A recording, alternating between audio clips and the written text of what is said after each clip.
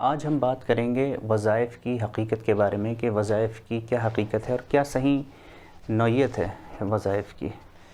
تو سب سے پہلے تو ایک اصولی بات سمجھنی ہوگی جو کہ قرآن کریم میں اللہ فرماتا ہے سورہ بقرہ میں سورۃ نمبر 2 آیت نمبر 45 کہ اللہ نے فرمایا کہ وَاسْتَعِينُوا بِالصَّبْرِ وَالصَّلَاةِ کہ اللہ سے مدد حاصل کرو۔ کس طرح سے؟ Seek help from Allah with patience and prayer کہ اللہ تعالیٰ سے مدد حاصل کرو بالصبر، صبر کے ساتھ اور صلاۃ کے ساتھ، یعنی کہ آپ کو اللہ تعالیٰ کی مدد چاہیے تو آپ صبر کے ساتھ کام لیں اور اسی طرح سے آپ عمل بھی کریں، نماز پڑھیں، نماز کا سہارا لیں، تو اللہ سے آپ اپنا تعلق قائم کریں اگر آپ اللہ کی مدد چاہتے ہیں تو یہ ایک اصولی بات سمجھنے کی بہت ضرورت ہے کہ اللہ سے آپ اپنا تعلق قائم کریں عمل کے ذریعے اور صبر رکھتے ہوئے۔ اگر آپ پر کوئی پریشانی ہے، کوئی مشکل ہے، کوئی آپ کی ضرورات ہیں تو آپ اس پر صبر رکھیے اور اللہ سے مدد مانگیے اور عمل کرتے جائیے استقامت کے ساتھ۔ تو یہ ایک اصولی بات سمجھنا ضروری ہے۔ تو پہلی نوعیت جو ہے وظائف کی کہ وظائف ہیں کیا؟ وظائف بعض اذکار، بعض قرآنی کوئی آیات یا کوئی دعا، تو ان کو پڑھنا، ان کی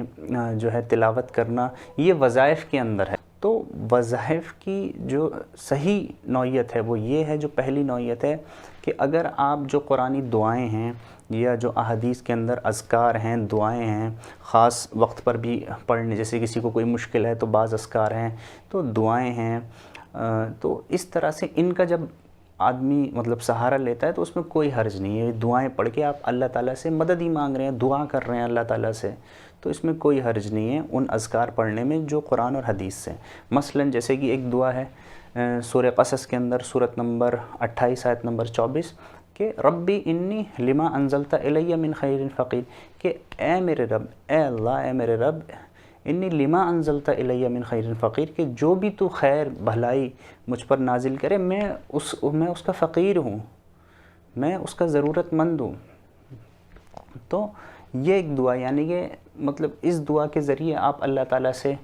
نیت رکھ کر کے آپ کی کیا ضرورت ہے آپ اللہ تعالیٰ سے دعا مانگ سکتے ہیں۔ کوئی بھی آپ کی جو ہے پریشانی ہے تو آپ خیر کی دعا کر رہے ہیں اللہ تعالیٰ سے، تو آپ اگر نیت رکھتے ہیں کوئی آپ کی ضرورت ہے، اس طرح سے سینکڑوں دعائیں ہیں پریشانی کے وقت جو انبیاء نے جس طرح سے دعائیں پڑھی ہیں، اور جو مطلب کسی کے اولاد نہیں ہے تو دعائیں ہیں،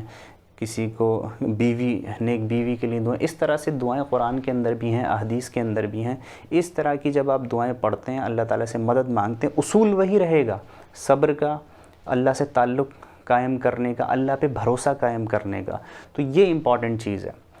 اور بعض جو دوسری نوعیت ہے وظائف کی، لوگ سمجھتے ہیں کوئی بس ایک جادوئی لائن مل جائے انہیں اور وہ اس کو اتنی بار پڑھ لیں، 1000 بار، 2000 بار، اور ان کا بس کوئی بھی جو ہے کام بن جائے، کیسا بھی ہو کام بن جائے۔ لیکن قرآن میں جو اصول ہے وہ یہ ہے کہ آپ اللہ تعالیٰ سے تعلق قائم کریں، اس پر بھروسہ کریں، ٹھیک ہے؟ اللہ آپ کا امتحان بھی لے گا تو آپ اس پر صبر کریں، مشکل آئے گی تو صبر کریں، اللہ خیر دے رہا ہے تو وہ بھی امتحان ہے، اس کا بھی آپ جو ہے صحیح طریقے سے اس پر مطلب اگر آپ پر خیر ہے، آپ کے اوپر کوئی اللہ نے فضل عطا کیا ہے تو اس پر اللہ کا شکر ادا کریں اور صحیح سے چلیں۔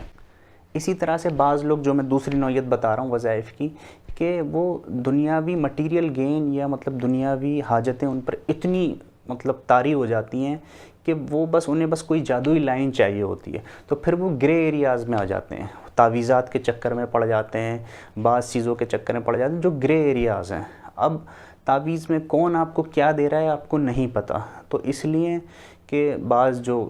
کہتے ہیں نا یہ نمبر عدد والے جو تعویذ ہوتے ہیں تو یہ گرے ایریا آ جاتا ہے، آپ کو نہیں پتہ وہ کیا آپ کو دے رہا ہے کیا نہیں دے رہا ہے۔ اگر کوئی کسی سے آپ لے رہے ہیں تعویذ، آپ نیٹ سے کوئی تعویذ اٹھا رہے ہیں جس کی صحیح مطلب جس کے بارے میں آپ کو صحیح سے پتہ نہیں ہے کہ یہ کیا ہے کیا نہیں ہے، تو یہ بالکل گرے ایریاز ہیں، ان سے بچیں۔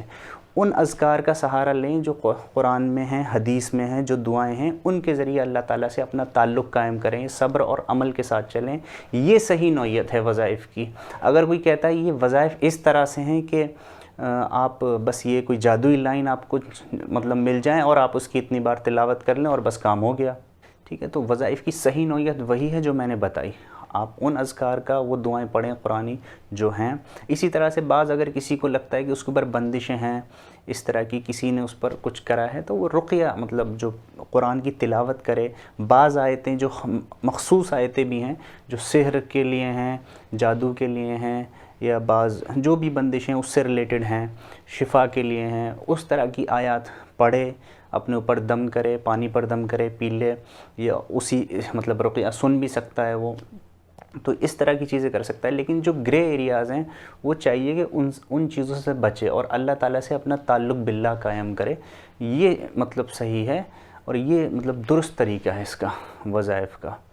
تو یہ ہے. بعض اگر کوئی مطلب کہتا ہے کہ فلاں دن سے فلاں چیز پڑھ لو، فلاں تاریخ سے، یہ سب چیزیں جو ہیں ان کی کوئی بنیاد نہیں ہے دین کے اندر. تو نبی صلی اللہ علیہ وسلم نے جو اذکار بتائے آپ کو، ٹھیک ہے، غم کے لیے نبی صلی اللہ علیہ وسلم نے دعا بتائی، ہر چیز کے لیے دعائیں. وہ پھر ایک بہت لمبی سیریز ہو جائے گی، ایک چھوٹے چھوٹے ٹاپکس پر اگر مطلب بتایا جائے کہ فلاں چیز کے لیے فلاں دعا، تو یہ تو ایک بہت مطلب تفصیلی بات ہو جائے گی. تو چاہیے یہ کہ وہ اذکار جو مطلب اوتھینٹک ہیں، جو قرآن کے اندر ہیں، جو حدیث کے اندر ہیں، ان کا سہارا لیا جائے، ان سے آپ پڑھیں تو اس میں کوئی حرج نہیں ہے. آپ اپنا خود فکس کر سکتے ہیں آپ کو کس ٹائم مانگنی ہے، کوئی اس کا ٹائم نہیں ہے، لیکن صبر کے ساتھ اور عمل کے ساتھ اللہ سے تعلق قائم آپ کریں. وہ آپ کا مین پرپز ہونا چاہیے. بعض مٹیریل گین، خالی بس مٹیریل گین کے چکر میں نہیں رہنا چاہیے انسان کو. ہماری اصلی جو ہماری زندگی ہے وہ آخرت کی، اور اس دنیا میں بھی ہمارے اوپر جو اگر پریشانی ہے تو اس کے لیے ہمیں چاہیے کہ ہم اللہ تعالیٰ سے مانگیں، اور جو صحیح اذکار ہیں ان کا ہم بے شک استعمال کر سکتے ہیں. اور سب سے اہم بات یہی کہ اگر آپ کا اللہ سے تعلق قائم ہو جاتا ہے، جیسا کہ مطلب حق ہے اس تعلق قائم ہونے کا، تو پھر آپ کو انشاءاللہ کبھی کوئی دقت نہیں آئے گی آپ کی زندگی میں. پریشانی آئیں گی بھی تو وہ بھی نکل جائیں گی، بیکاز آپ کا ایمان اور توکل اللہ تعالیٰ پر اتنا ہوگا. وما علینا الا البلاغ.